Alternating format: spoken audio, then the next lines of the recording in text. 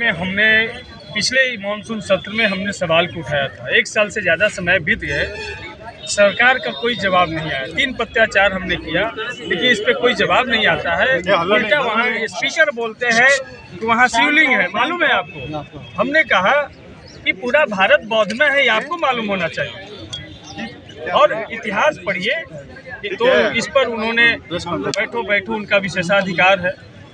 लेकिन ये जो लड़ाई शुरू हुई है, ये लड़ाई अब रुकने वाली नहीं है। भारत में बहुत तेज़ी से हमारे मूल निवासी लोग बन रहे हैं और अपने मूल धर्म को तेज़ी से पहचान रहे हैं और जान रहे हैं कि इस मनुवादी व्यवस्था में, वर्णवादी व्यवस्था में हम कितने ठगे गए हैं। और सबसे पहले हमको धार्मिक गुलाम बनाया गया, उसके बाद शैक्षणिक गुलाम बनाया गया, फिर मानसिक गुलाम बना करके हमारा पूरा शोषण किया गया। तो इन तमाम शोषण के माध्यम को समझ रहे हैं और इसीलिए बुद्ध के बताए हुए रास्ते की तरफ तेज़ी से बढ़ रहे हैं। चाहे राजेंद्र पाल गौतम हो या यहाँ फतेह बहादुर हो या सतीश दास हो, उदयनारायण नारायण चौधरी हो, ऐसे जो राजनीति करने वाले लोग। मोदी जी कह रहे हैं कि हम बुद्ध की धरती से आए हैं, क्या कारण है? सब स्पष्ट कारण है कि आज आज़ादी के 78 साल हो गए, तो आज भी महाबोधि मंदिर बौद्धों के हाथ में नहीं है। संविधान लागू होने से पूर्व BTMC एक्ट 1949 एक्ट बनता है, जो आज भी लागू है, जो पूरी तरीके से गैर संवैधानिक है। जब संविधान लागू हो गया, आर्टिकल 25, आर्टिकल 26 स्पष्ट रूप से धार्मिक स्वतंत्रता का अधिकार करता है कि किसी भी धर्म के मानने वाले लोग अपने धर्म का प्रचार प्रसार कर सकते हैं, उस धार्मिक स्थल का संरक्षण कर सकते हैं, अपने धार्मिक आयोजन कर सकते हैं।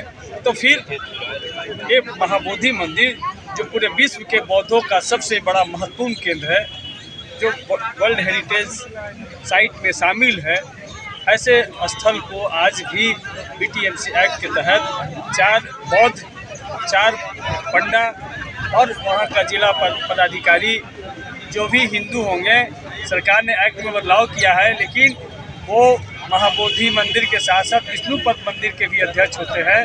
तो इस वजह से वो हिंदू ही होंगे। तो 5 हिंदू और 4 बौद्ध वाली BTMC जो मैनेजमेंट कमेटी है, कैसे स्वीकार हो सकता है बौद्धों को? इसलिए राजेंद्र पाल गौतम जी ने स्पष्ट रूप से कहा कि जब सभी धर्म के धार्मिक स्थल उनके धर्म के मानने वाले धर्मावलंबियों के हाथ में होता है, तो उसी तरीके से हमारा महाबोधि मंदिर भी बौद्धों के हाथ में पूरी तरीके से सौंपा है। ठीक है सर, धन्यवाद। मैं आ रहा हूँ सर। नरेंद्र मोदी एकमात्र प्रधानमंत्री हैं जो लुम्बिनी गए, गया गए, सारनाथ गए और कुशीनगर गए। सबसे बड़े बुद्धिस्ट वडनगर में उनका सबसे बड़ा बौद्ध स्थल है। वो तो खुद बुद्धिस्ट कह रहे हैं। वो बुद्धिस्ट अपने आप को जब विदेश जाते हैं तो कहते हैं, असल में वो बोध गया इसलिए जा रहे हैं कि महाबोधि मंदिर को हिंदू मंदिर कैसे घोषित किया जाए। वहाँ पर राम जानकी मंदिर शुरुआत करते हैं, RSS के मोहन भागवत जाते हैं और जो अपने पैंट के अंदर जो हाफ पैंट पहनकर बैठा है, उससे हमको न्याय की उम्मीद नहीं है। मोदी जी पर भरोसा नहीं है।